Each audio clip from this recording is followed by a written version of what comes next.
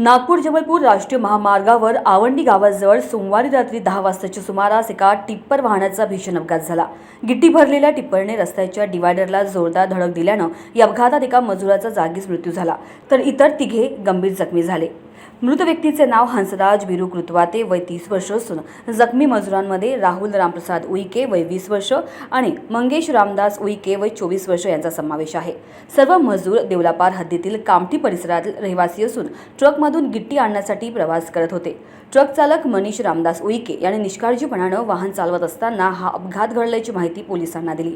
त्याने वाहन थेट डिवायडरवर चढवल्यानं गाडी उलटली आणि मजुरांवर मोठा परिणाम झाला। अपघातानंतर स्थानिकांनी घटनास्थळी धाव घेत बचाव कार्य सुरू केले। जखमींना तात्काळ ॲम्ब्युलन्सच्या सहाय्याने रुग्णालयात दाखल करण्यात आले। मृतक हंसराज यांना उपजिल्हा रुग्णालयात नेण्यात आले असता डॉक्टरांनी त्यांना मृत घोषित केले। अपघाताची माहिती संदीप सुखदास उईके यांनी पोलिसांना दिली। पोलिसांनी घटनास्थळी पोहोचून आवश्यक ती कारवाई केली असून चालक मनीष उईके याच्या विरुद्ध गुन्हा दाखल करण्यात आला आहे आणि त्याला अटक करण्यात आली असून जखमी मजुरांची प्रकृती चिंताजनक आहे। त्यांच्यावर वैद्यकीय उपचार सुरू आहेत। या अपघातामुळे परिसरात हळहळ व्यक्त करण्यात येत आहे। इंडिया न्यूज 24 करिता पूनम बोरकर, नागपूर।